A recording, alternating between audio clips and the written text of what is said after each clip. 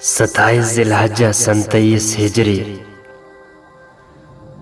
بروز بدھ کو حضرت عمر رضی اللہ عنہ مسجد نبوی میں نماز فجر کی امامت کروا رہے تھے۔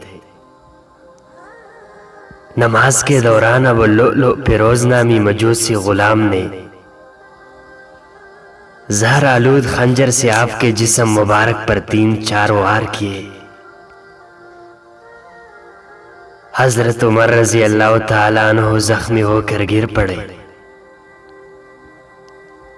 حضرت عبد الرحمن ابن عوف رضی اللہ عنہ نے نماز پڑھائی۔ بدبخت قاتل نے مسجد سے بھاگتے ہوئے تقریباً 13 مسلمانوں پر وار کیا، جن میں سے 7 شہید ہو گئے۔ آپ رضی اللہ عنہ کو بے ہوشی کی حالت میں گھر لایا گیا۔ ہوش آنے پر جب آپ کو بتایا گیا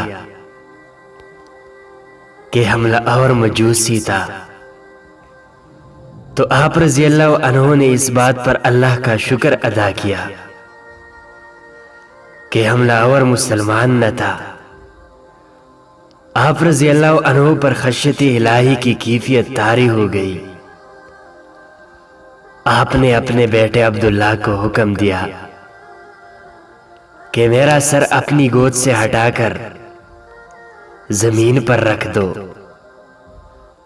تاکہ اللہ تعالیٰ مجھ سے رحم و کرم والا معاملہ فرمائے۔ اس موقع پر حضرت عبداللہ ابن عباس رضی اللہ عنہ آپ کو بشارتیں اور تسلیاں دیتے رہے۔ 3 دن کرم میں گزارنے کے بعد آپ رضی اللہ عنہ زخموں کی تاب نہ لاتے ہوئے 1 محرم الحرام سن 24 ہجری کو جام شہادت نوش فرما گئے۔